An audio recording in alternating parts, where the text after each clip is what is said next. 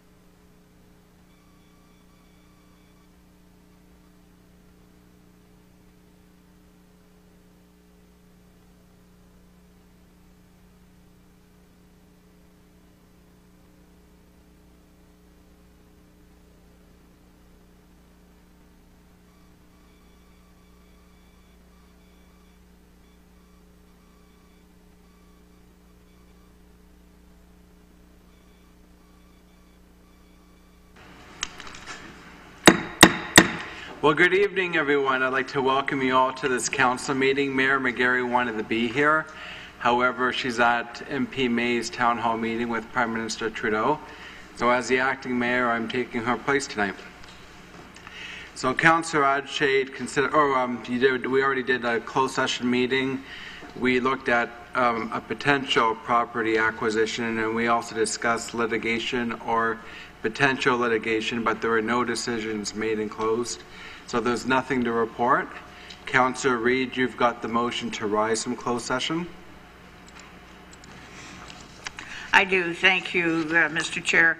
It's moved by myself and seconded by Councillor Mann that Council rise from closed session and reconvene in open session. All those in favour? That is carried. We're now going to rise for the national anthem.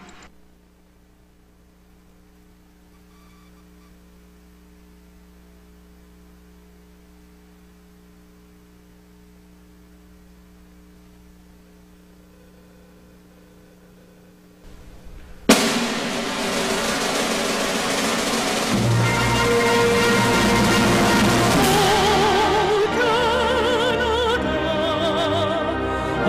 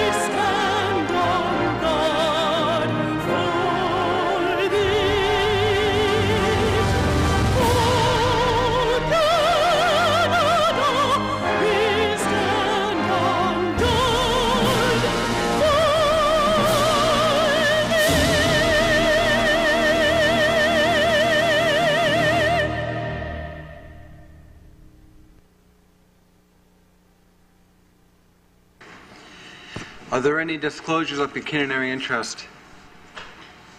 Seeing none, Councillor Wolf, you have the Indigenous Territory Acknowledgement. Yes, through you, Mr. Chair. We would like to begin by acknowledging that the land on which we gather today is the land traditionally used by the Haudenosaunee, Anishinaabe, and Neutral people.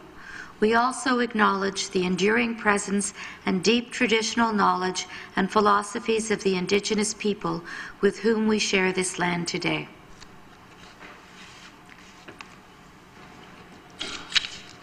Well, thank you, ladies and gentlemen. This is a very special night. We have some awards to give out for the retiring committee members. So on behalf of Mayor McGarry, I have a few words I'd like to say. Good evening, everyone. Thank you for joining us tonight. Mayor McGarry sends her regrets for this evening and is disappointed that she is not able to be here. She does send her congratulations and very best wishes to all of our volunteers.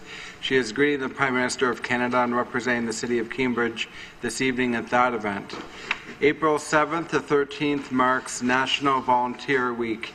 It's a time to celebrate and to thank all volunteers that work hard to make this a great country to live in. Volunteers pull communities together by helping those in need. They promote self-initiatives and take up worthy causes, such as protecting the environment and caring for the most vulnerable people. Every year we like to take a moment to thank the hard work of our retiring Board of Council committee members. And additionally, I would like to take a minute to mention Michael Cahill. As some of you may have heard, we unfortunately lost Michael this year.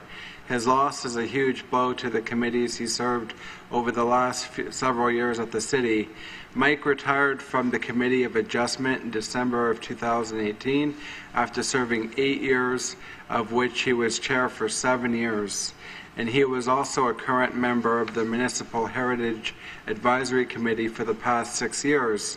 Thank you is not a big enough word for his dedication and knowledge that he brought to the committee he served. I want you to know that many of us here tonight on council called Michael friend. We will all miss him, and we will always remember the contribution he made to our city and to us.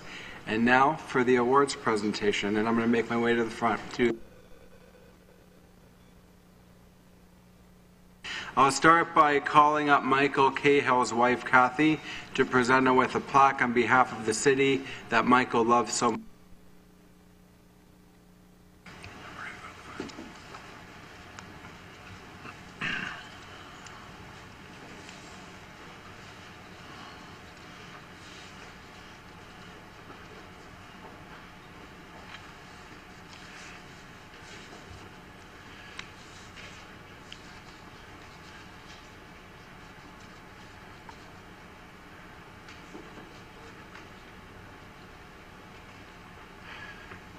And now it's our pleasure to introduce the additional award recipients. Please come forward when your name is called. Paula Saunders, Cambridge Accessibility Advisory Committee.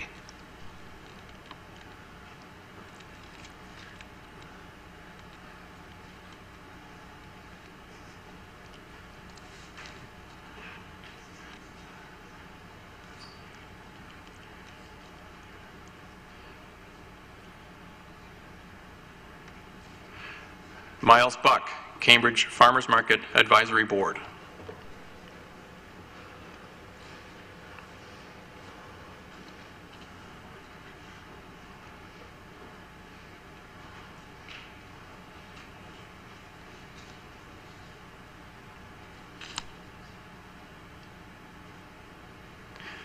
Maxim Kirby, Youth Advisory Committee.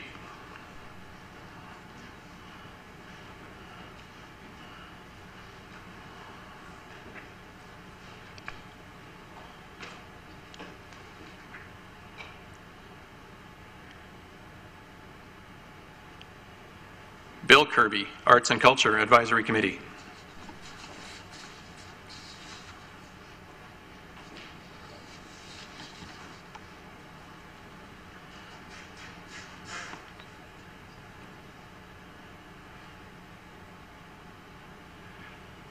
Graham Braun, Galt Business Improvement Association.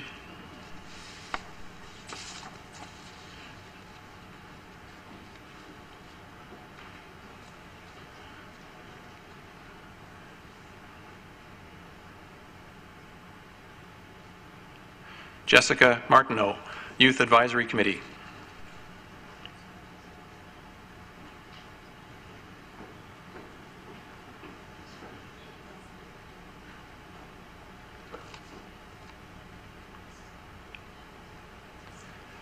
Ted Fairless, Committee of Adjustments.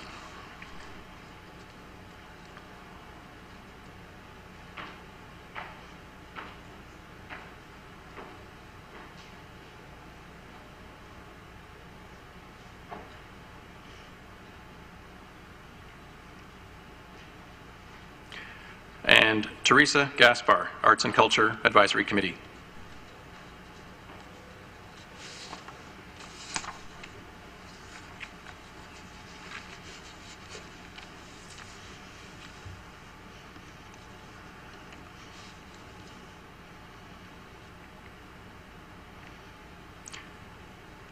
Please join me in congratulating and thanking all the recipients.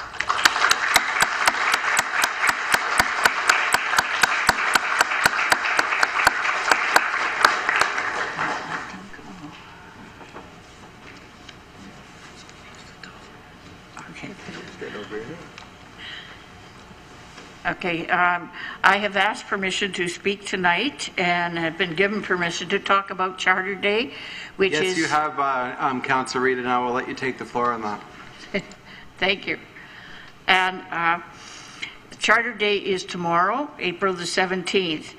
And some of you in the audience, I know, are aware of the Cambridge Celebration of Women, which is a program that I run with a partnering with someone within the community. And this is the second day of the three that we celebrate that are significant to women.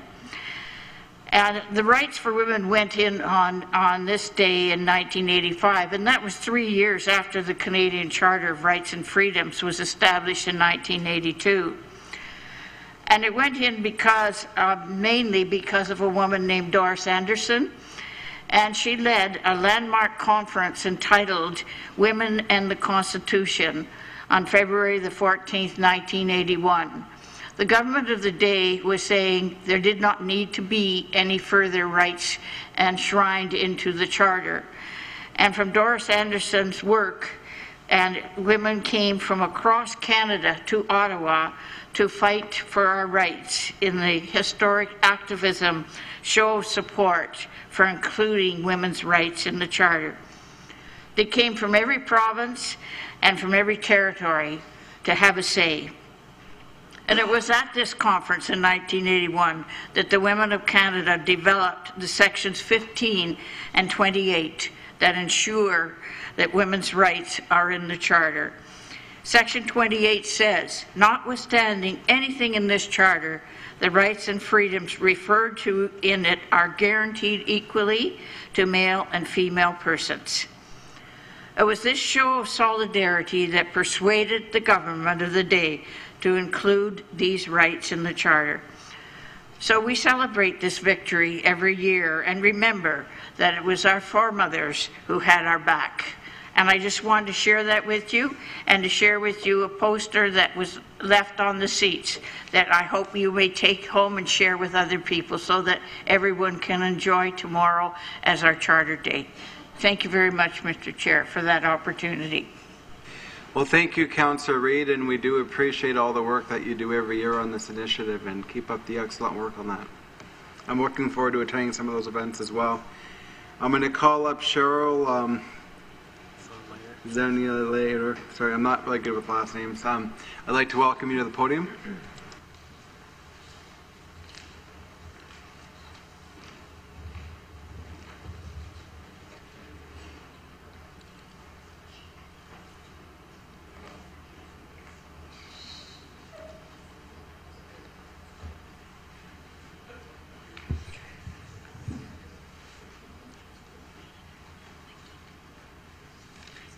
I'll just wait for folks to clear.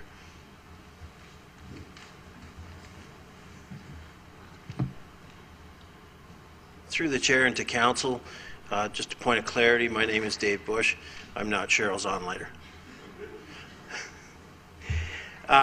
Thank you very much for the opportunity to be here tonight to speak. We are here at the request of Council. We received direction March 19th that staff be directed to provide a presentation to Council regarding the implementation of the cityONE project. And just for clarity, we use different terms for this project. You might have heard SAP, you might have heard ERP. We call it now corporately cityONE. So it's the platform that we're going to discuss here today. I'm here with some of my peers that will walk through the presentation for Council.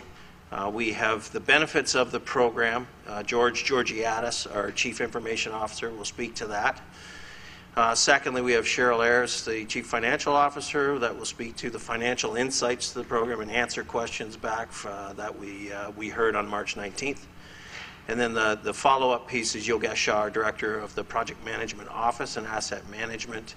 And Yogesh will speak to the Project Management Office and the guidelines and the structure that's been created for that. So it's my pleasure to introduce George Georgiadis, our Chief Information Officer. Thank you, Dave. Good evening, everyone. I do have some handouts here for the council members.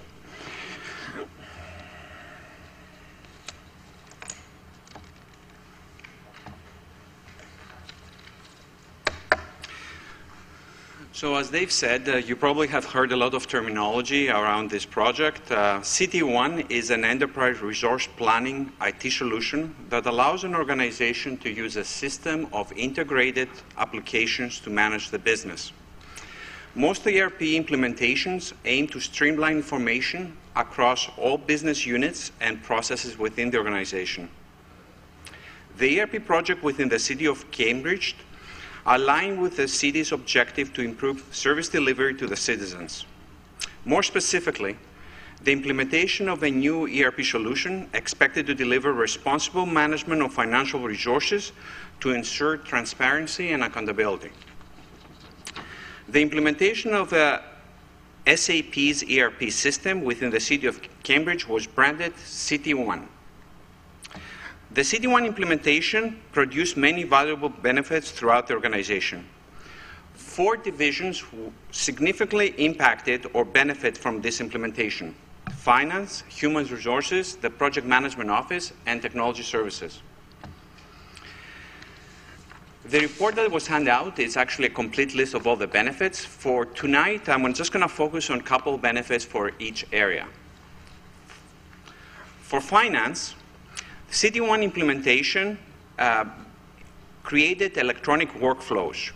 What does that mean? Electronic workflows mean the replacement of a paper process by the use of a software solution and converting the process to electronic.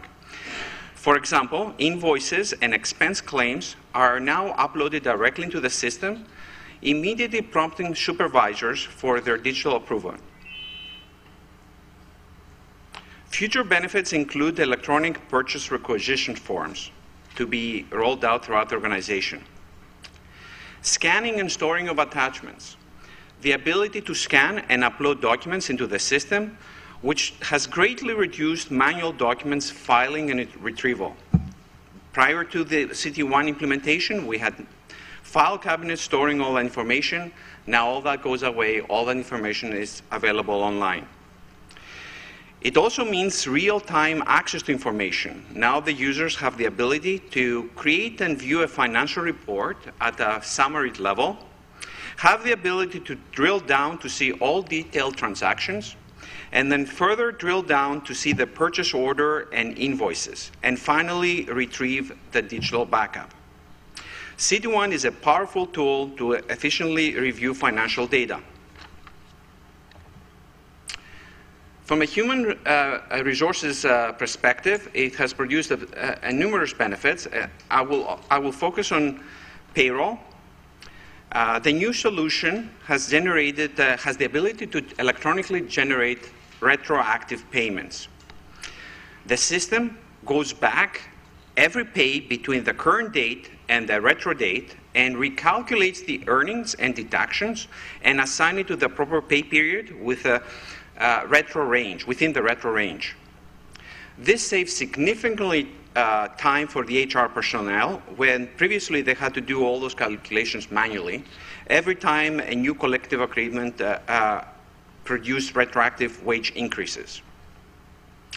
It also has the ability to electronically view your pay stubs and T4s, which has produced significant savings in printing, stuffing, sealing, mailing, distributing, and postal charges. Improvement in timesheet submissions. Employees have the ability to enter their own time. Managers can electronically approve those timesheets, while the system calculates overtime based on the collective agreement requirements.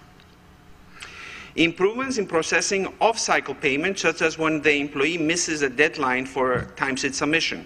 And finally, the new system generates third-party payroll remittances, such as United Way, garnishments, and union dues. Another benefit for HR has been the improvements in attendance management. The new system can provide real-time data on absenteeism and accordingly provide statistics. New electronic process to book time off, and you can do that either from the company-provided hardware and PCs or from home or even your mobile phone. Visual presentation of time off with team calendars, real-time access of entitled banks by all employees, and the elimination of a manual sick line, phone line for Public Works.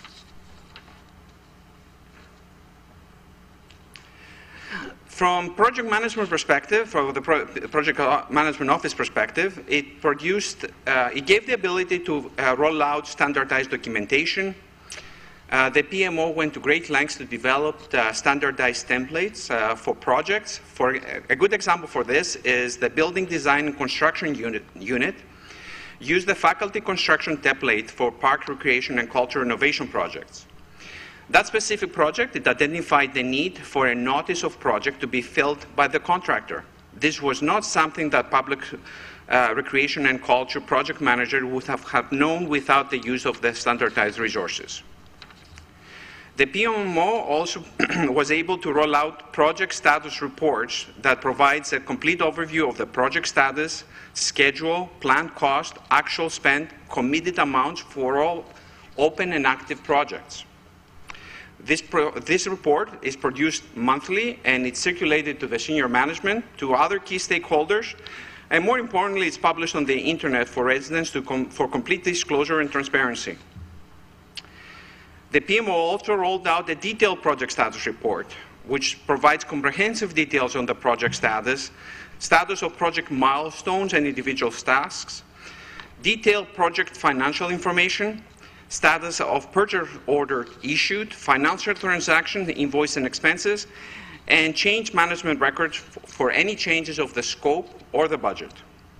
Both reports improve transparency, which increases accountability for managing and delivering capital projects. The last benefit I will mention from a PMO perspective is the implementation of corporate-wide checklists for capital projects. It provided the ability for PMO to enforce corporate policies and procedures. For example, with recent review of projects with construction work occurring on lands not owned by the city, legal services recommended that the PMO requires all projects to confirm that the city owns lands before construction moves forward. The PMO added this task to the planned checklist, and all construction projects are required to verify ownership before any construction work commences. Another example of this benefit is regarding grant funding received or to be received for the project. The checklist requires that the grant lead is identified to ensure that the project team has the ability to know who's responsible for the required paperwork and reporting. Finally, some benefits from my area. Technology services. I'm going to focus on the compliance. The old platform, what cityONE replaced, was an old solution that was end of life, which meant that if something went specifically wrong with the software, the vendor wouldn't have been available to support us with any fixes. And the old platform was also running to out-of-support servers. As you can imagine, that was a great business continuity risk. If anything had gone wrong, the organization would have been in trouble. The new SAP platform is a software solution using cutting-edge technology and future-ready architectures. The city will be able to leverage these also new models of infrastructure, such as cloud services. But the most important benefit from my perspective is the new business intelligence capabilities that this new platform provides the City of Cambridge. The cityONE solution includes the appropriate software and hardware to perform analytics of corporate data. Our cityONE SAP Business Intelligence solution has the ability to interconnect heterogeneous data sets such as tax, water, Maximo, Amanda, GIS, and other application data to generate valuable business insights. Such functionality will empower our business with clean, intuitive, and attractive design of data visualization while enabling us to make well-informed decisions based on single, trusted, and unified data. Sure.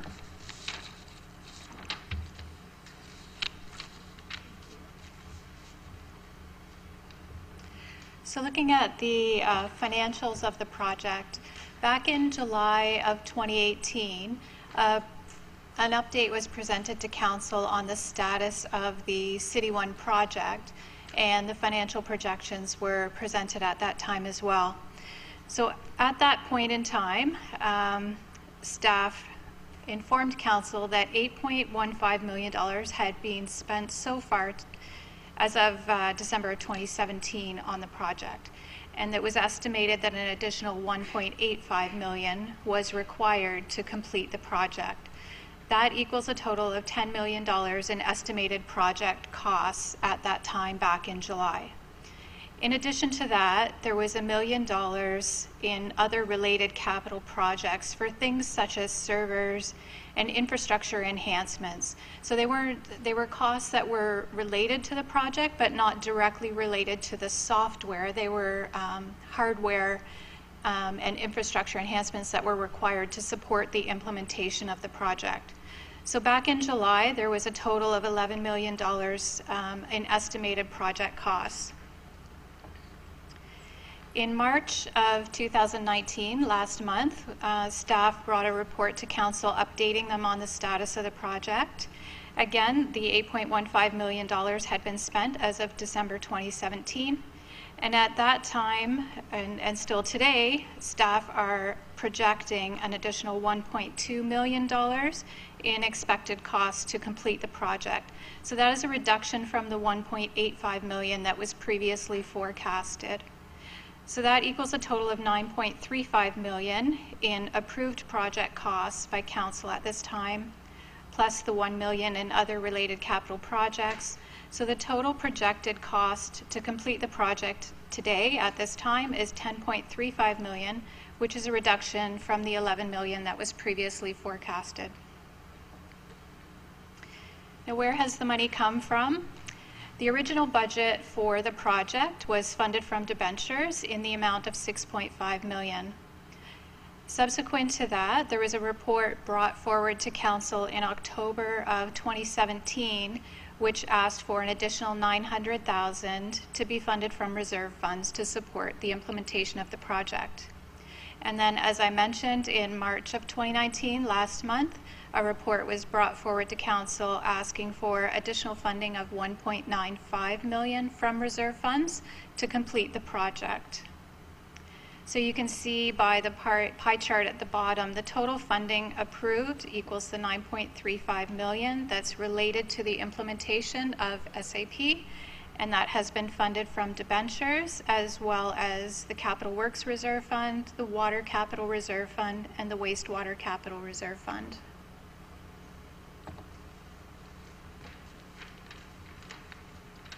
Thank you, George and Cheryl.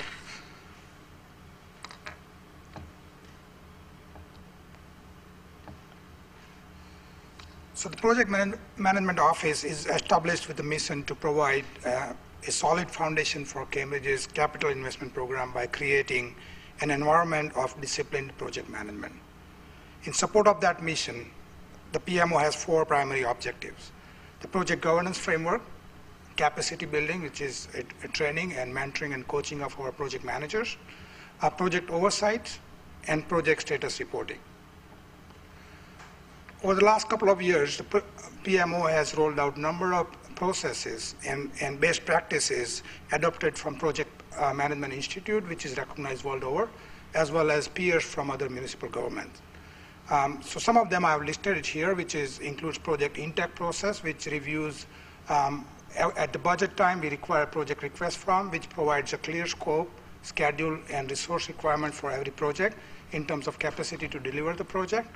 It also requires to have, the key projects also requires the project governance structure, which includes the steering committee and the project team with clearly defined roles and responsibility throughout the project life cycle.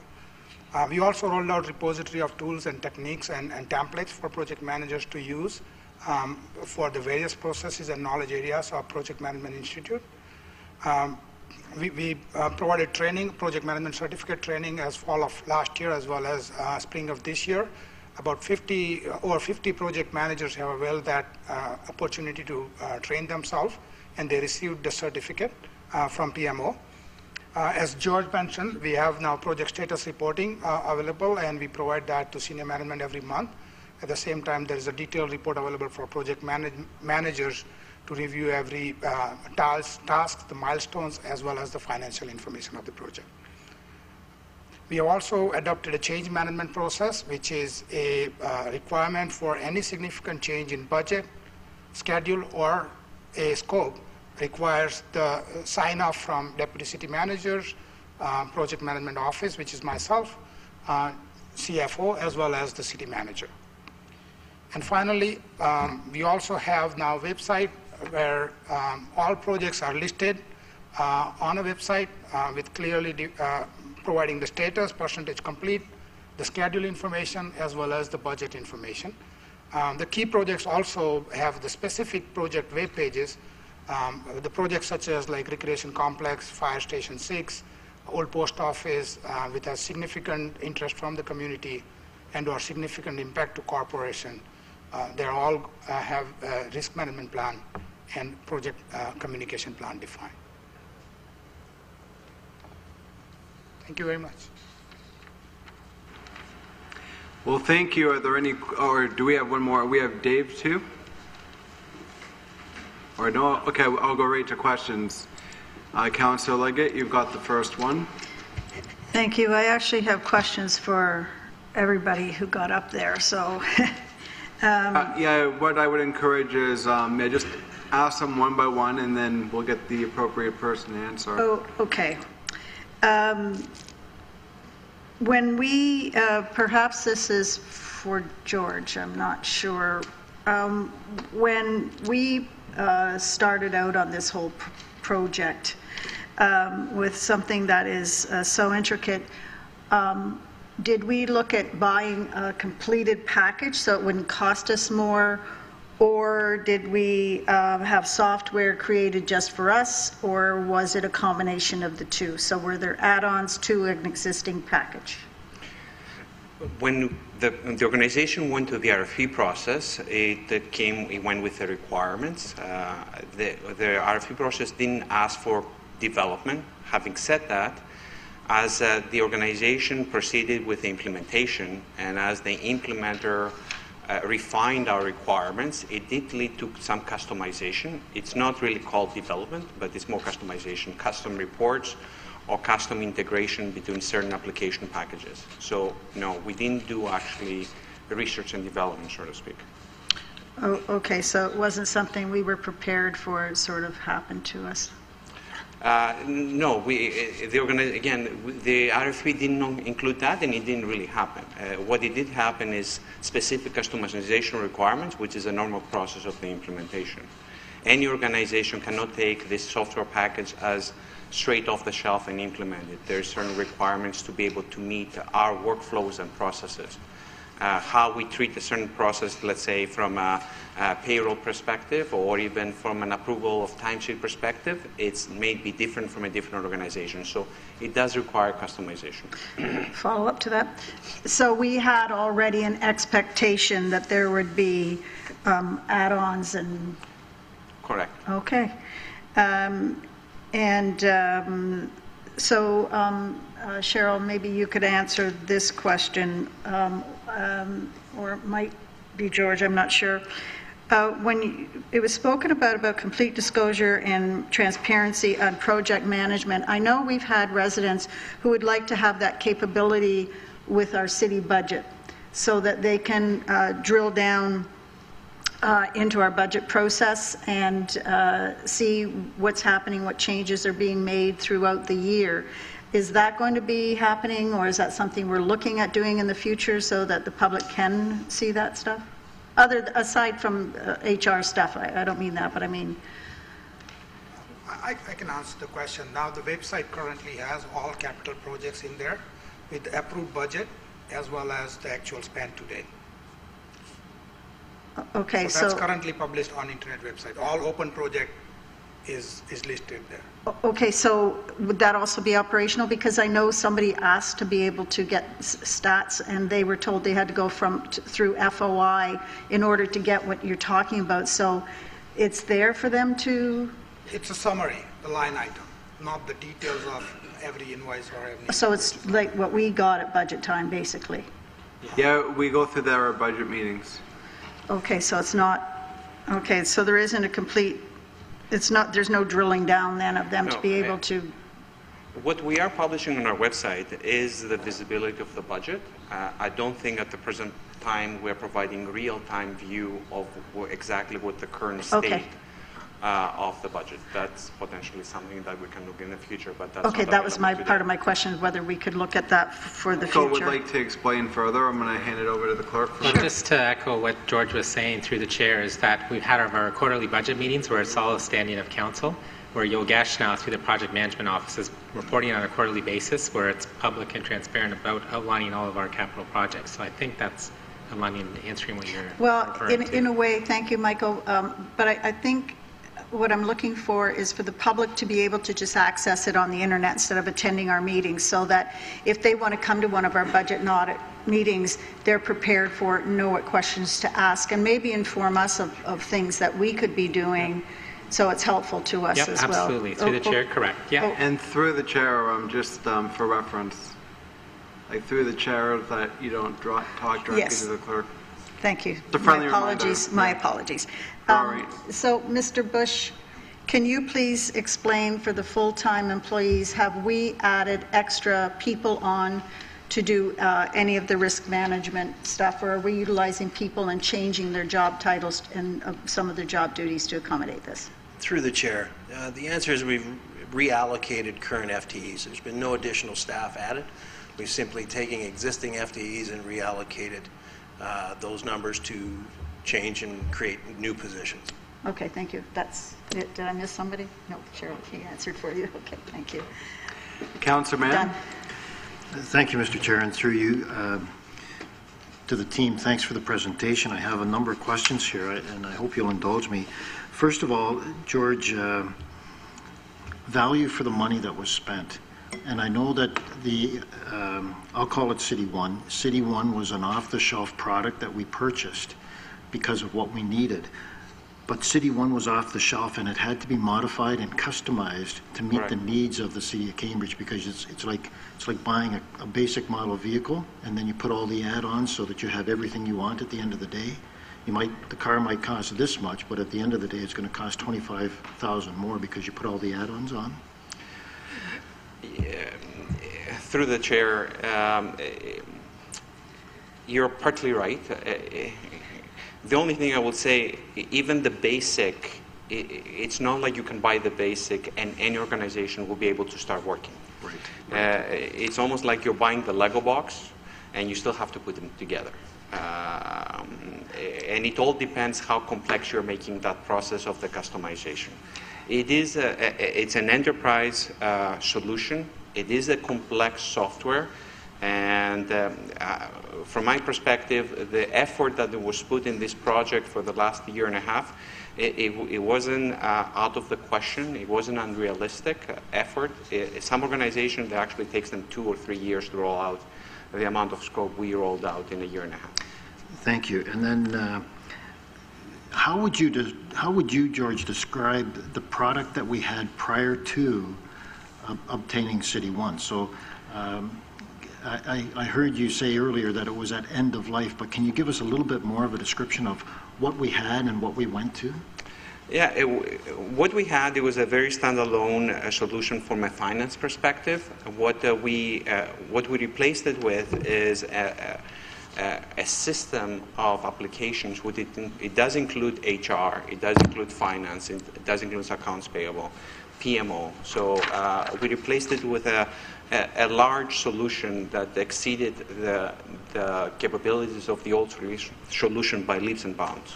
Thank you. And continuing through you, Mr. Chair, so when we purchased this product, we got that technology component, we got the HR component, we got the PMO component.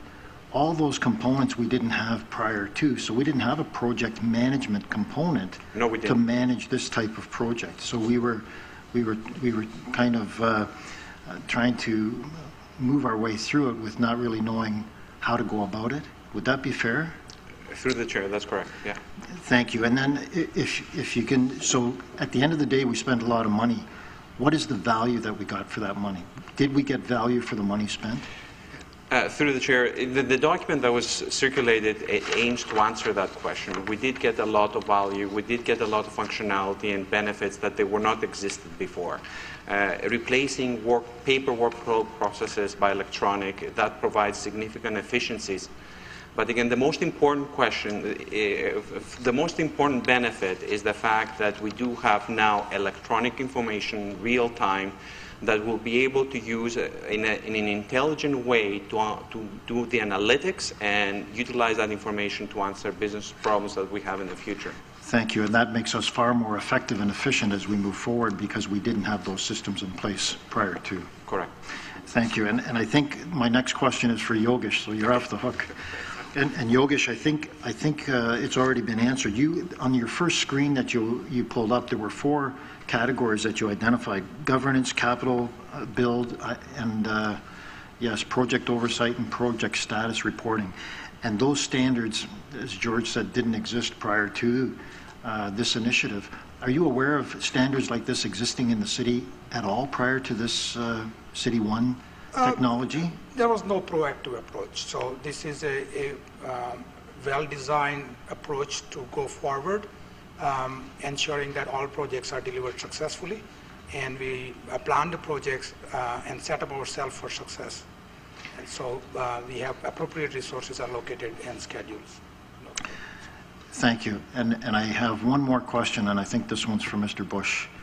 And I'm not sure you're going to be able to answer it, Dave, but my question is, had this system existed, or something similar to this system, had it existed when we were trying to implement cityONE, would we have been able, what would the benefit, or what could we have avoided instead of coming here today with this big over expenditure? How would a cityONE system helped us had it been in place at the time that we were implementing this one?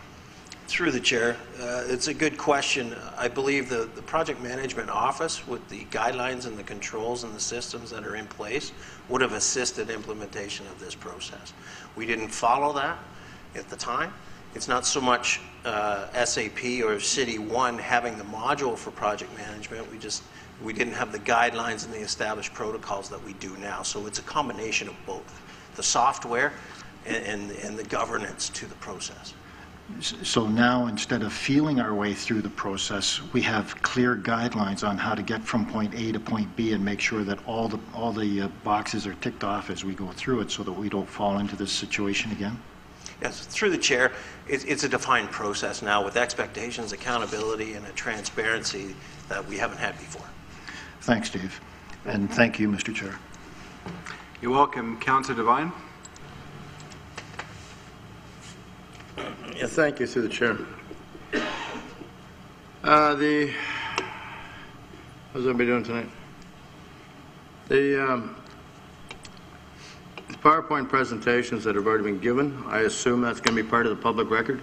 Is that correct? Because all we have is briefing note BR 19007, which has absolutely no financial information on it whatsoever. That's all that was given to council. Through the chair, if I may, the summary document you were given is a summary of the benefits. The presentation is available through the clerk's office, absolutely. Okay, and that's going to be made public to, okay, be on the website? All right. This, we can't change the past, but we have to be able to learn from it.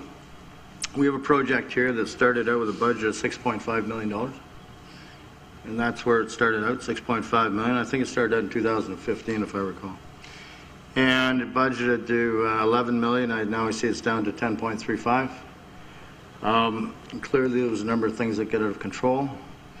Now, a question to staff, and I'm not sure who can answer it. The SAP system, it's a very rigid system, good system, but rigid, right? And you need some pretty specialized people to implement that and keep it going on a daily basis. Did we take through the consultant who we paid time and material? Did we try and integrate, or have we integrated Maximo into the SAP system? We are looking into potentially integrating Maximo into SAP, predominantly to make a more efficient payroll changes into the organization. And right now we're in the process of looking at that. Okay, so that would be more additional funding for the... No, it's already included in the ask, the final ask you guys approved in March of 19. Okay, so that's already... Is there anything else that's coming up that that we're going to try and integrate to SAP?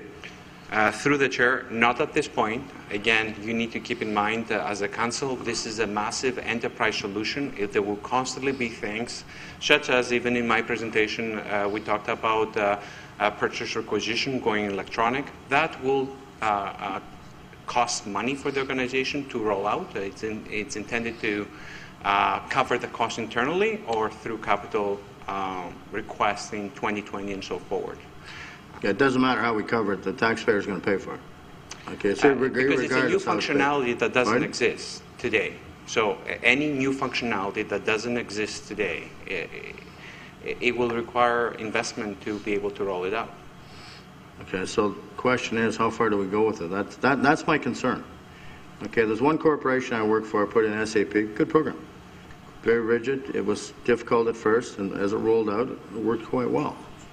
But again, until we got people in there on the ground floor that understood it, okay, that had buy-in to the company, and in this case, buy-in to the community, we can't keep.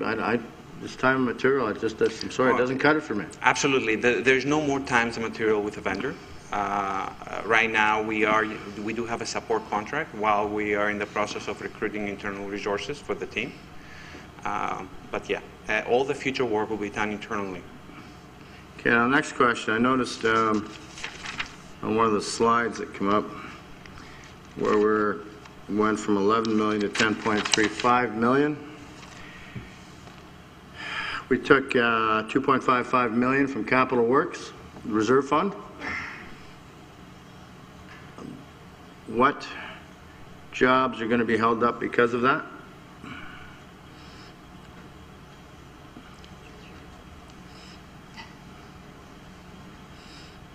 Or delayed? Through you, Mr. Chair.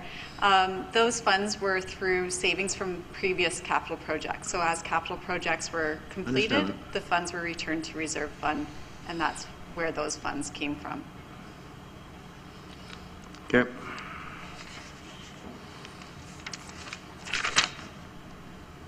But I'd like to see all the facts and figures on the website, just not a general overview like that. Okay. And they're going to be on the website? For sure? Yes, they will. Thank you. I see no further speakers. I do want to thank you for the update, and we're going to be going on with the rest of the agenda. Councillor Leggett, you do have the consent agenda. I do want to mention that on the other business memo, there is an update regarding the Cambridge and North Dumfries Energy Plus 2019 Annual General Meeting, which has been included in that package. I'll let you table. Oh, sorry, Councillor Wolf and Leggett, did you guys have questions about? Your names just appeared on here. Okay, okay. I'll let you put that on the floor, Councillor No, Liggett. Councillor Wolf has something here. Oh, wait. Sorry, okay, Councillor Wolf, did you have a question regarding that? Okay, we'll get to that in just a minute. I'm going to let Councillor Liggett put it on the floor. What is being removed? Because then it's not as printed anymore. What is being removed, Councillor Wolf? The minutes of the Planning Committee, March 26th. Okay. So we'll take the minutes out. Councillor Liggett, you can put everything else on the floor and we'll deal with the minutes afterwards. Okay, moved by myself, seconded by Councillor Mann. Items number 1 and 2, and then 4 down to 16 of the consent agenda. Putting the chicken back. All those in favor? That is carried. Thank you. Councillor Wolf, I will let you put the minutes on the floor. Okay. Through you, Mr. Chair, from the minutes, I wanted to look at item 4, which refers to backyard chickens.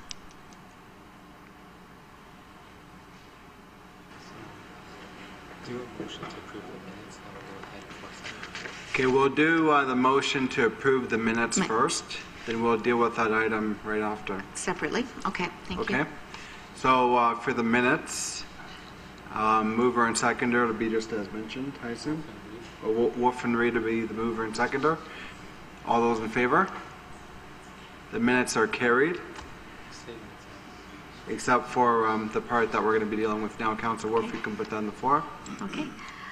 Through you, Mr. Chair, what I want to do is defeat, it's confusing how it is, because motion 4 starts with my motion for a pilot project, but that was not allowed to proceed through the chair. And then the motion that was passed is a negative motion, which is to not allow backyard chickens. So I think what I need to do is move to defeat the motion that was passed. This is why it's confusing when it's a negative motion. Basically, what I want to move is to approve a pilot project for backyard chickens, which is outlined on page 33 of our moments today. I'm going to refer that to the clerk just to hear about how to best to handle Like I should move this, or... Thank you, Mr. Chair. So through the chair, Councillor Wolf was asking for Council to overturn its decision made on March the 26th with respect to item 4 to turn the negative into the positive. So you'd have to ask if there's a seconder and then put it on the floor to see if there's any appetite to reopen it and look at permitting this type of pilot program or whatever it is you'd like to do. Okay, I do have a seconder. It's not... Sorry, it's in the minutes. It hasn't been passed. Okay, I'm just going to ask for an opinion on the 2/3 because it was a committee meeting, right? Whereas it's coming to council for final approval. It's not passed until it's So do we still need the 2/3 for that? No, you don't.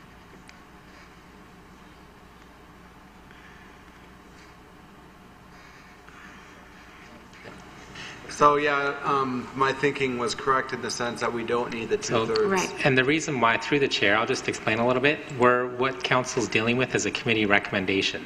So the committee recommendation has to be approved as a triangle. You're at council, you're the final approving body. If we were to deal with this 2 months or 3 months or a year from now, then it's a 2/3. So just to make it easy, right now, the decision from the committee was to not approve. Councillor Wolf, from my understanding, is looking to reverse that decision to approve. So if it's council's decision now to make that determination whether or not they'd like to go ahead and reverse that negative into a positive to approve a pilot program. Yes. Okay, and can I speak to the motion? And I have You may. Who is the seconder? Is it Councillor Adshade? Okay. You may speak to that, Councillor Wolf. Okay. Thank you. Through the chair. As you know, we first requested staff to look into backyard chickens over 2 years ago. And in that time, we had extensive public consultation. The public consultation, the result of that, was 74% of those participating at public meetings said they wished to have the backyard chickens. And on our online survey, 61% were in favor. Even in the staff report, they talk about many of the objections cited by those who were against backyard chickens were answered by staff. For instance, one was noise, and they pointed out that 4 chickens would be the noise of basically people talking, whereas 1 dog barking, decibel level is much higher.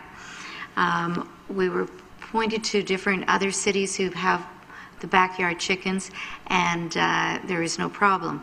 Kitchener, for instance, has a pilot project, and in the 18 months it's been there, they haven't had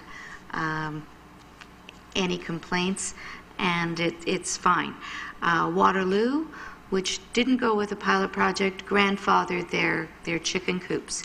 When we asked what we would do with people who currently have the chicken coops, who have been allowed to not, like, while we were waiting for this pilot project or our decision, they were allowed to have them.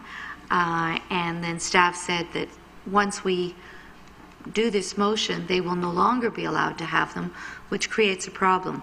So if we pass the pilot project, it eliminates the problem of the existing chicken coops, since all coops would be registered as the rules of the pilot project. In terms of cost, which seemed to be a major barrier for staff, Greg DeRocher with the Visitor Center has agreed to be the register for the chicken coops, which eliminates that cost to the city. In terms of the bylaw officers having to be specially trained, our bylaw basically, if we do this, really refers to the size of the coop and its placement on property, which is basically just measuring, which our bylaw officers are more than capable of doing. I know Councillor Montero talked about his childhood experience. However, when his parents had many more than 4 chickens, and they also did the slaughtering on their property, which most probably was the reason they might have had rats. 4 chickens properly taken care of really are not going to be a problem. The number of people that will do this, according to staff, out of our 145,000 people, we figure there'll be 25 coops. So I think since we went to the trouble of doing the consultation, I think we should listen to the people. Otherwise, I don't know why we didn't just say no 2 years ago before we went through this whole process. Since our decision on March 26th, I have heard from a number of constituents who are very disappointed. And anyway, I would ask you to, for those of you who voted in favor of not allowing backyard chickens, to reconsider your vote this evening. And I would leave it to, I guess, how you would have to vote is to defeat the motion that's on the floor, which is to not allow backyard chickens. So thank you, Councillor Wolf. We do have a staff member who wants to make a comment. Before I give them the floor, though, I just wanted to remind you, which I know that you saw in the report, that the staff recommended that we don't go ahead with it. And they had a few reasons why, which I'm sure Elaine will clarify when she speaks. But I mean, at the same time, though, Council still has the opportunity to act on their convictions and make a decision, yea or nay, whatever they feel is appropriate. So I'm going to give the floor to Elaine, then we have a few other speakers around the table, and we'll go from there. So I'll let you speak, Elaine. Thank you, Mr. Chair. I wasn't planning on getting into all the components in the report, reasons for or against. What I just wanted to remind councillors is that the direction that came from the Planning and Development Committee was that staff were to follow up and provide you with some additional information about how to deal with existing property owners who have coops in anticipation of the outcome of this particular matter and what could be done. So we're actually preparing a report, and we're planning on bringing that to the May 7th Planning and Development Committee meeting if you decided that you wanted to just have that information. I do have a request that if there is a vote in support of a pilot project, that we would appreciate clear time frame for how long you'd like the pilot project to be conducted. Thank you. Councillor Reid. Thank you very much. Well, that what Ms. Brunshaw said raises a question around what we do tonight. If we do not take any action tonight, then we would necessarily approve what is here. If I'm in favor of having backyard chickens, which I am, then I need to take that action tonight. Otherwise, I would be faced with a 2/3 vote come May when another report comes to us. Am I correct in my thinking? That is correct. Yep, I'm told I am correct in my thinking. So therefore, I'm really supportive of this. I look at our screen here and our vision. It says a place for people to prosper, alive with opportunity. We have people in our community who want this opportunity, want an opportunity to have chickens in their backyard. And I can't see any reason why we cannot allow that to happen. We're not going to have hundreds and hundreds of people who are requesting this. And for most of us, perhaps we live in places where we're not large enough anyway to be able to put backyard chickens in. And a lot of people don't feel that they want to do that. For me, of course, I was raised on a farm, so for me, having chickens is no big deal. I just remember when the chickens came every spring, oh boy, that was a wonderful time as a child. I just enjoyed that so much, of seeing these fluffy little chickens. And but I know that for those people who choose to raise them, they take it very seriously. And they do it for several different reasons. And it appears to me that it is something we can offer our community that isn't going to cost us a great deal of money, and it is going to give people that opportunity that they would dearly like to have. We know it is certainly good for children. It gives them an opportunity to be involved in things that they might not otherwise be involved. If you were raised completely in the city, you don't have the same awareness as I did as a child being raised on a farm. And so I think that, if we can give this opportunity to them, we should do so. So I'm very much in favor of what Councillor Wolf is proposing. Councillor Montero. Thank you, and thank you. I still have not changed my mind, and I won't. And it was said by Councillor Reid, in the farm. The city is not a farm. Chickens is a problem. They attract all kinds. And not because, and I'm not saying this because staff agrees with saying no. Like I don't always, I thank staff for the information that they give us. As I've said before, give us the good, the bad, and the ugly. Let us make the decision. And my decision on this has not changed. Chickens belong on the farm, not in the city. And when we're talking about 45 people that may have coops, as it was mentioned. 45? Oh, you're helping my argument. 25.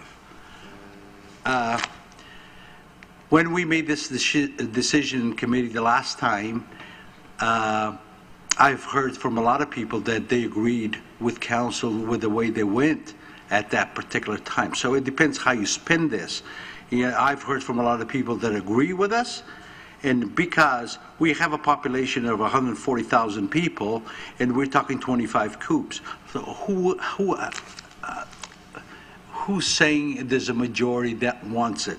Like for 25, even 45, doesn't matter, whatever. And we don't know how many we're going to get. Where do we get that number from? Staff. How does staff know? If it's going to be 25, 30, or 100, or 200. The thing is chickens attract disease, they attract rats, and we are already infested with rats as we speak.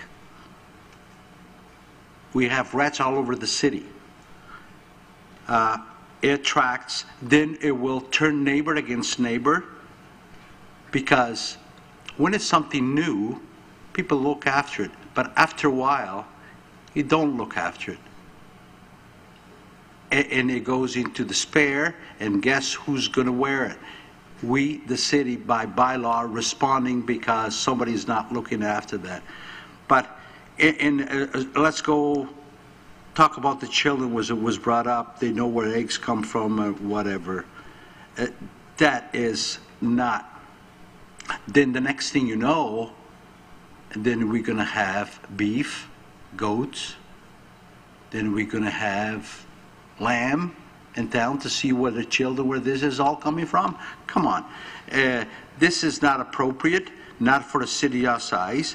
And as I mentioned before the last time, our lot's too small to have this kind of thing. So my opinion has not changed, and I'm completely against it. Okay, I did have Councillor Leggett's name, and then it disappeared. Did you still want to speak, Councillor Leggett? Oh, okay. Councillor Devine? Yes, we have a motion on this, correct? We have a motion. Okay. I understand Councillor Wolf's passion and determination on this issue. And we're all nothing more than a product of our environment, whether we'd like to believe it or not. I've had chickens, pigs, cows. I don't know. Lived on a farm.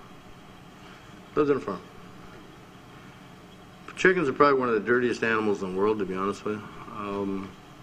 And there are a lot of people out there that are actually allergic to chickens. All right?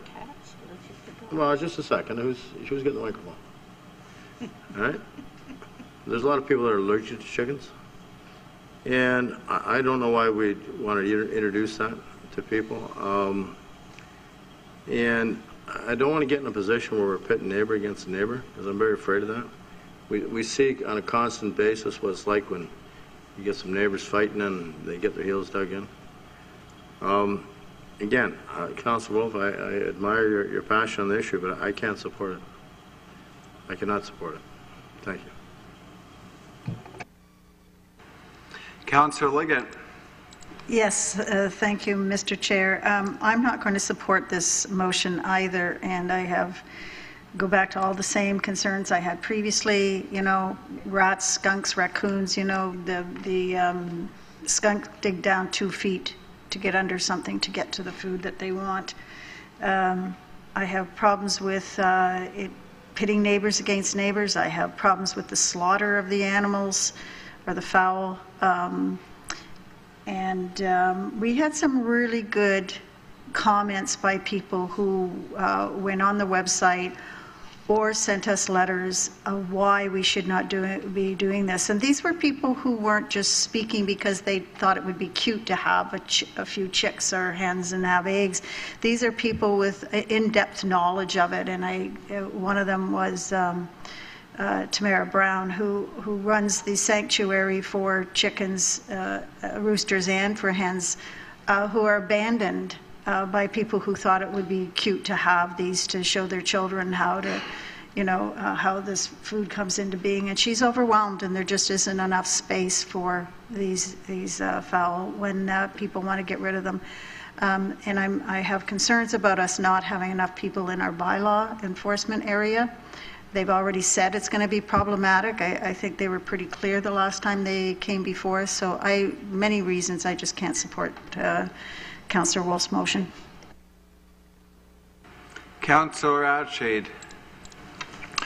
Thank you, Chair. And we've had there's a lot of differing opinion on this, and we've had a lot of information on both sides of this argument. And there's been a lot of cities that have allowed backyard chickens, and I haven't seen any major issues coming from the cities that have allowed it. And I think the whole purpose and the reason I'm supporting Councillor Wolf is we're looking at a pilot project, a very limited pilot project for 18 months, I believe it is. And we'll be able, after 18 months, if we have the information, we find that it is causing problems, it's causing neighbors, have issues with neighbors, and we have problems with other wildlife, well, then we can we'll have the information to say, hey, this is just not a go. But if things are okay and there's not any issues, then maybe it gives people the opportunity to do so. So since it is a pilot project, I don't see the reason why we can't initiate that and see where it goes. Councillor Wolf. And that's the last comment. Yes, through you, Mr. Chair. This is just to close the debate. As Councillor Adshade said, the reason you have a pilot project is to see if it works. And the fact that we did the public consultation and we had more people, 74%, 61%, and the ones that we could measure, and that was provided by staff, say they wish to try this. I don't think it'll pitch neighbor against neighbor. There are very clear property lines as part of the motion put by staff, so that people aren't going to be bothered. It'll be people with larger properties that would be having this. In terms of people who are allergic to chickens, well, I suggest those people wouldn't be the people who would choose to have the chicken coops and the chickens. We have many people who are allergic to cats, to dogs. We have those throughout the city. Definitely when I was knocking on doors, I never realized how many people had at least one dog. We have neighbors get along. We have many things, and I just think the fact that Kitchener is finding it very successful, Guelph for years have had this, other cities as well, and we had this request by our citizens to try this. We spent 2 years looking at it, and I think we should, as Councillor Reid said, give people the opportunity to try this. And if it doesn't work, if we're finding that we're having several complaints or rats, but according to Councillor Montero, the city's already overrun with them. So I don't think that's going to, 25 chicken coops isn't going to tip the balance. So I think I would like us as a council to give people the opportunity to try this. So the chair has one question, which I would like to ask our city manager. What has the situation in the city of Kitchener been like as a result of this? Have they had many problems? Is it too early to tell, or where are they at? Thank you. Through you, Mr. Acting Mayor, the City of Kitchener experience is now about 1.5 years to 2 years, and it's my understanding that there's been no major issues arisen. So we're going to be having the vote. There'll be a poll vote. But before we do that, I'm going to get the city clerk to explain to everyone how to vote depending on what your position is. So I'll get Michael to do the clarification, or Mr. Delulu. Thank you. Thank you, Mr. Chair. Just want to make sure that people are clear before we do the poll vote. The motion that's before you on the floor this evening, moved by Councillor Wolf, seconded by Councillor Adshade, is to allow for the pilot project for chickens to be permitted. So if you vote in favor, the pilot program goes through. If you vote against, then that motion gets defeated and revert back, and then it won't be allowed to go ahead. So I just want to make sure that you're very clear with how you vote when we call the vote.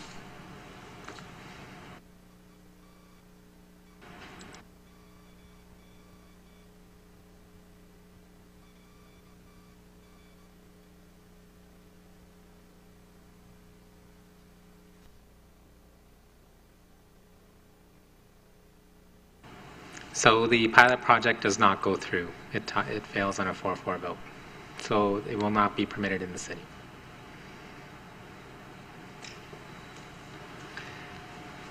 So thank you for that. Councillor Devine, you've got item 14. We'll put that on the floor. I thought we did vote on the consent agenda. Oh, we didn't? Okay, I'll call the question on the consent. All those in favor? So now, okay. Well, now we know for sure it's passed, so I guess it's good to know just in case.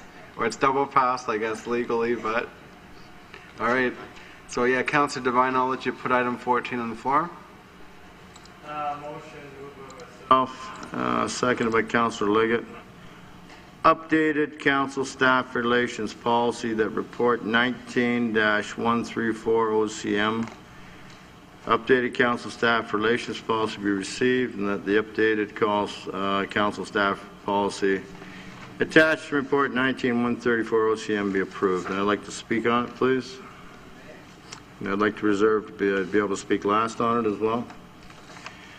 We have a number of policies in the city, and I keep being told that this is legislated. I have trouble buying that, because we take a look at what we have in our city. We code of conduct, municipal procedural bylaw, staff code of conduct, respect in the workplace, and it's all integral to this policy. I don't believe we need this. And if you take a look at, let me just see if I can find it here. Just give me a second. Aaron Pryor. They rejected the policy in September. So I can't, all it is tying up staff's hands, council's hands again. I'm not in favor of it. I was put on the committee. I was at one meeting, and I wasn't very well, to be honest with you. I didn't make the next meeting because I was in the hospital.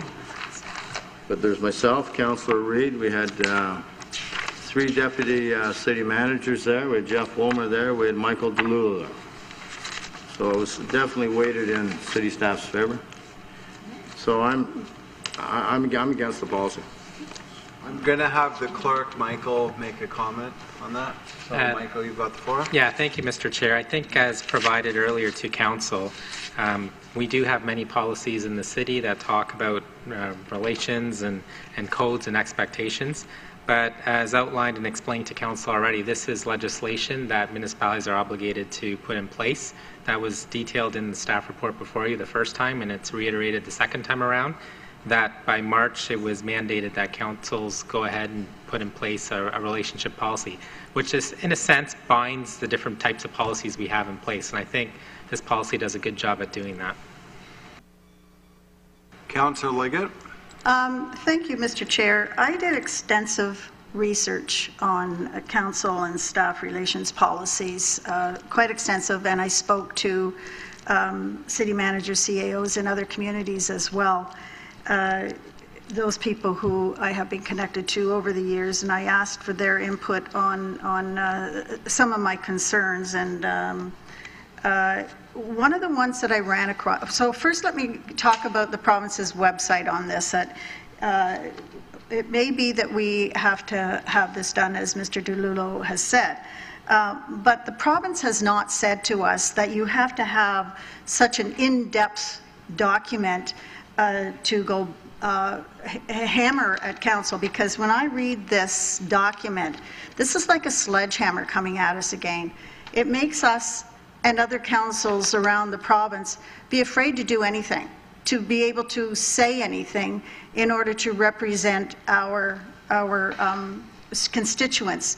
and I'm not saying about speaking out of turn or anything, but I think people err on the side of caution more often than not, and I think that's a scary thing. There becomes like this wall that starts to develop between council and staff as an us and them coming from either angle, and that I find disturbing.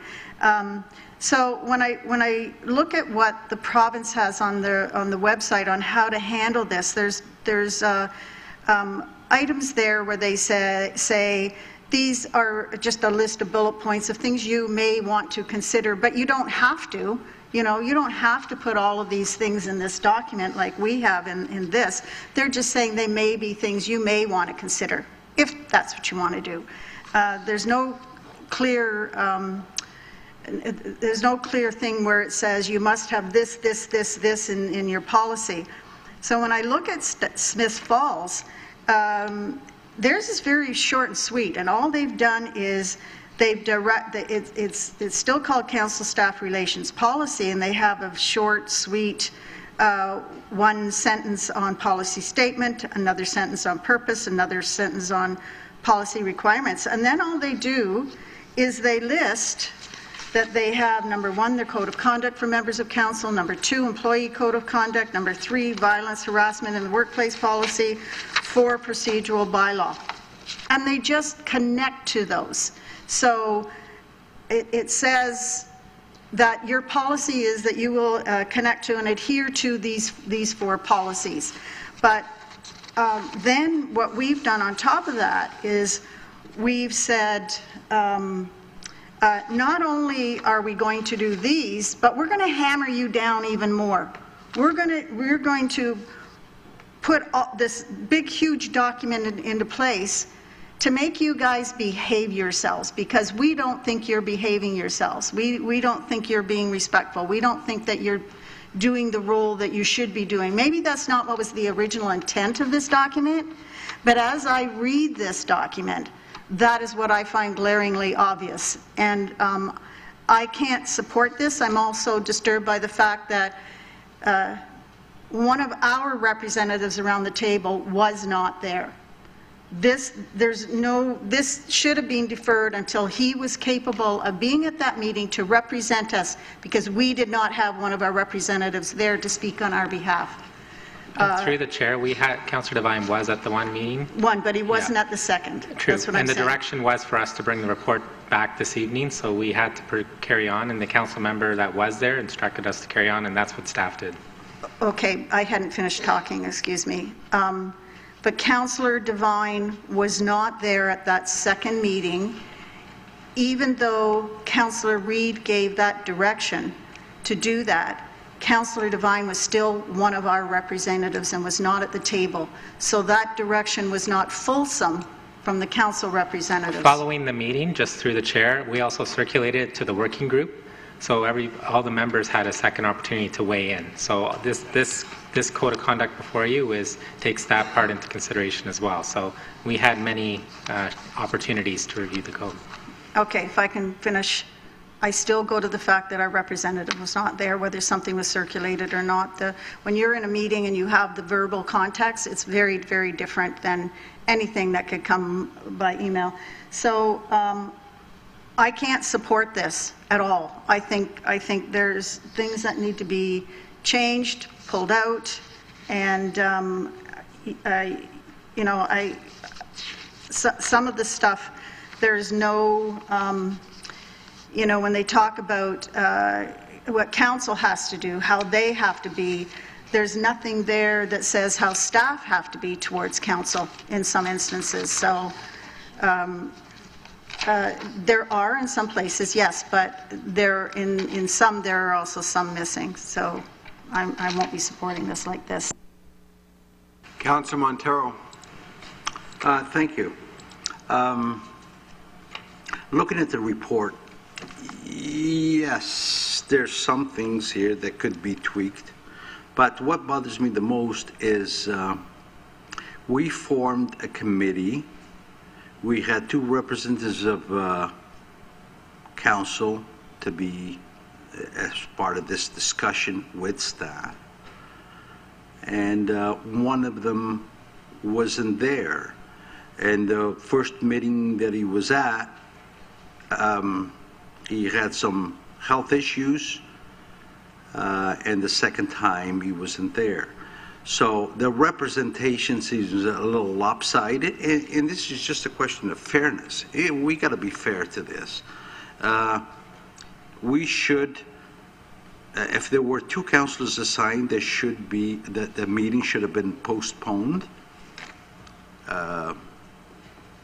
until he was well enough to attend. Whether I agree with what's on here or not, I'm not going to say at the moment. There's some things that could be tweaked. It seems a bit lopsided, meaning there's only one of us there, and that affects all of us. I think that the meeting should have another meeting or 2 before we agree and see what's in the report, so we agree or not. So I'm not going to support it this time, no. I'm going to ask this to be deferred to another date, so we will have the time to have another meeting, at least another meeting, and see what can be omitted or added, or what, so we can all read it. It has to be something that we all can live with. And the fairness is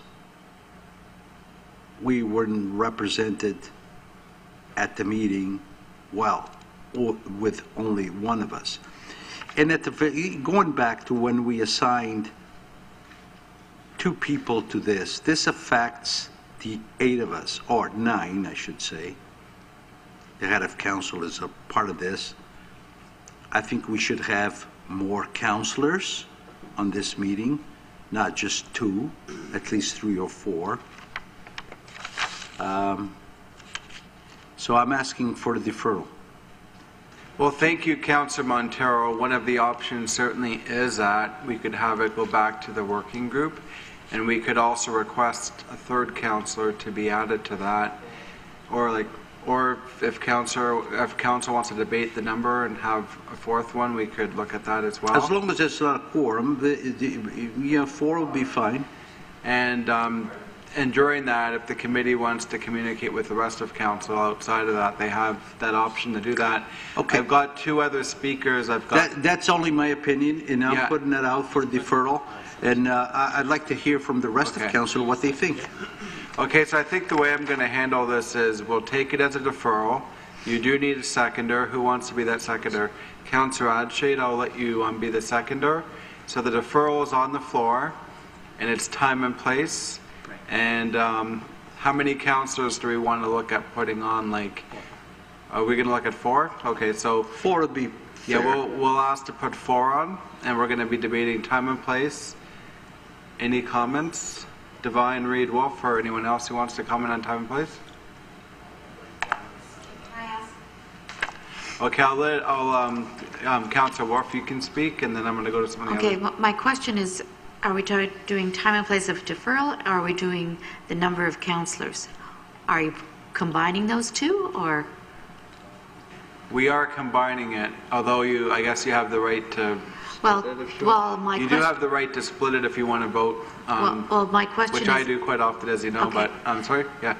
Since it's staff and council, I would hope that we wouldn't have more councillors than staff at this meeting. So, I don't think that would be fair. So, I don't know what the makeup of this committee is. So. Okay, so we can get some feedback on that. How many staff members are we looking at? Do we know? 5? So I guess 5 staff members and 4 councillors, or do we want to do 4 and 4, or what's this committee think? I just don't want council to outnumber staff. in this situation. Can I speak? Yeah, I'm going to let Councilor Montero speak, and then we've got a few other ones. Thank you, and I'm glad you brought that up, because that's what happened right now. That's why I'm asking for the deferral. There were apparently, I wasn't at the meeting, obviously, apparently 5 staff members to 1, on one case 2 to 1, in another case 1 councillor. So let's, if we're going to be fair, how many staff members are going to be? Is it 4? Is it 5? We'll have 5. We have up to 8 to put there. So you guys make the decision. I think it's fairness. It's all in fairness. If there's 4, then we'll have 4. If there's 5, there'll be 5 of us. So a comment from the chair, we can have 5 councillors on there. There would be a quorum in that case, but we'll figure out a way to work that out. I guess the clerk could be present at the meeting and take the notes and that, or however else we can sort that out. So if there are going to be 5 staff persons, we can have 5 councillors, or if we're looking at 4 councillors and 4 staff persons, but we'll find a way to provide that balance. Did you have anything else to say? Because I did interject there for a minute. Well, the clerk's going to be there. If it's going to be 5, the clerk's going to be there, so it doesn't matter. Point taken. Councillor Devine, I've got you on here. No, I just really want to make a comment to what Councillor DeLullo, or Mr. DeLullo has said about how it had been circulated. Okay, and this is kind of probably out of order, but you know, in the last 10 days, generally I've been in the horizontal position with my eyes closed, so had it been circulated, I didn't have time to read it. Thank you. So we are speaking to the deferral. I'm just reminding everyone of that. Councillor Reid.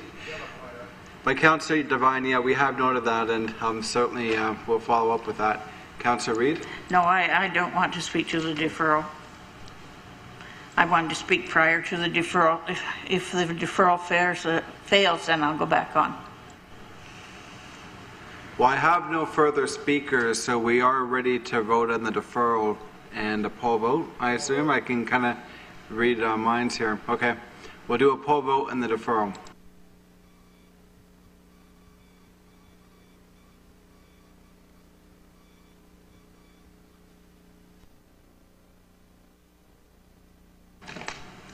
So the motion to defer to a staff working group passes, council staff equal working group passes 7-1.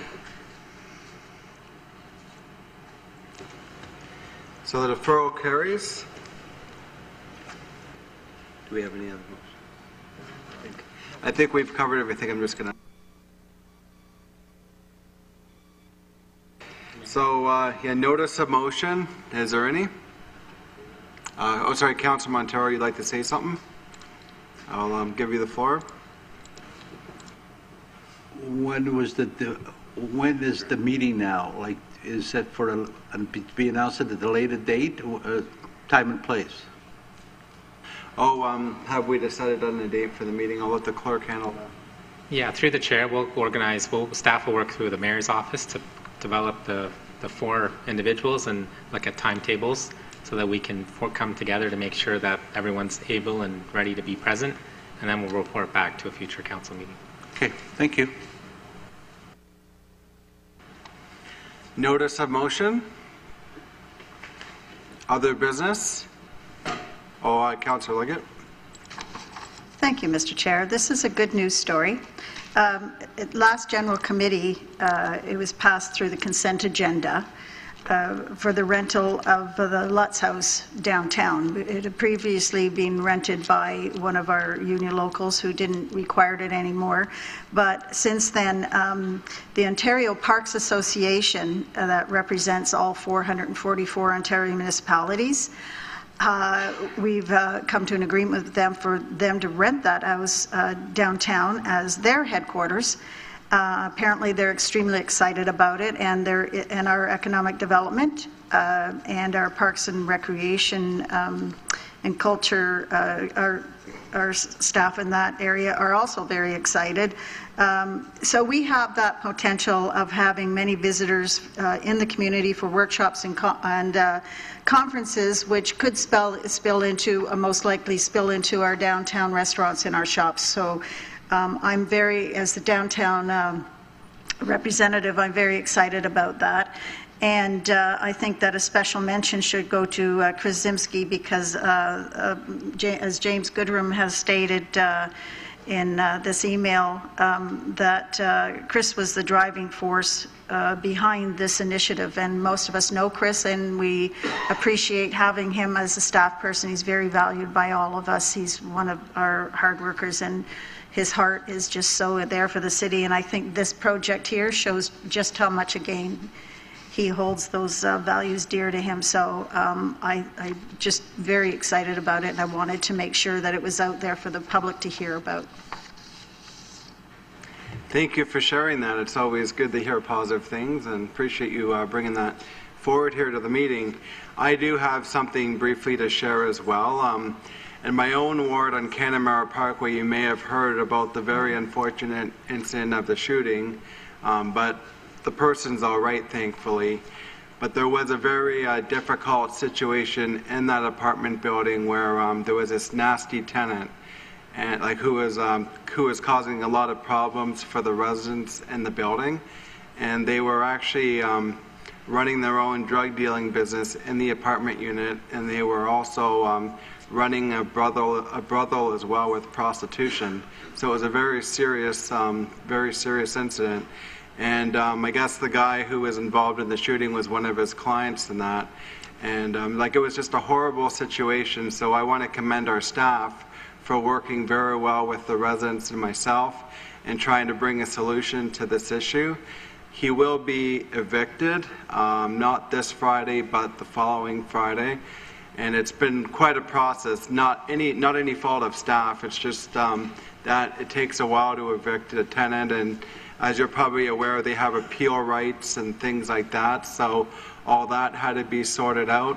But the residents in the building, they've been through a lot, and there are still a few ongoing issues which our staff are aware about, and I know they're doing what they can, but this is a cross-jurisdictional issue where we have to work with other levels of government.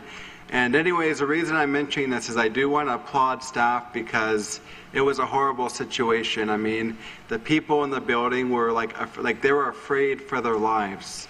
And the tenant was throwing things off the balcony and bringing people in the building in illegally, having very loud parties that went on all night. And there were people in there who would apply for jobs, and they would, successfully get a job, and then they couldn't get to work on time because they were up late. They couldn't sleep that night because the music was playing all night. So some of them ended up getting fired from their workplace because they couldn't fulfill those commitments because of what they were going through. So it was a horrible situation, but our staff did play an active role in helping me resolve this. There are a few ongoing issues, though, because he's still in the building and he's still creating problems. So I have a bunch of letters here from the majority of the people in the building. They just wanted me to forward it on to staff. And then, so I'm handing it to the clerk right now. And I scribbled a bunch of things on there as well because I had a meeting with them this afternoon. And I'm sure that staff will be in touch with the appropriate agencies to try to deal with this as best as they can for the duration of his time in the building. And I don't really have words for the tenant. I know that he needs help, obviously, but at the same time, a lot of people in that building have suffered. But thankfully, staff were there to help bring a resolve to this situation. And there were 21 dogs in that building. And I'm just going to wrap up. There were 21 dogs in that building and one pig. I'm sure you all know who that pig is. And the pig's apartment was spotless. But this, where the drug dealer and the other word, which I won't say, where he lived, his apartment is a mess. Yeah. Okay, so anyways, we're going to get a resolve to this, and I just wanted to pass it along. So thank you. So, Councillor Mann, you've got the confirmatory bylaw. Thank you, Mr. Chair. And just before I get there, I have a good news story as well. For those of you who are interested, on Saturday, April 20th, there's an Easter egg hunt in Central Park in Preston. The confirmatory bylaw, moved by myself, seconded by Councillor Reid, as printed. So all those in favor? Carried. And Councillor Montero, you've got the adjournment. Do I ever? I start looking at the clock thinking that I was going to finish this off, but between you and Mike Mann, you guys love to talk. You've been talking for 6 minutes. 9:09. The meeting is adjourned. Thank you, everyone.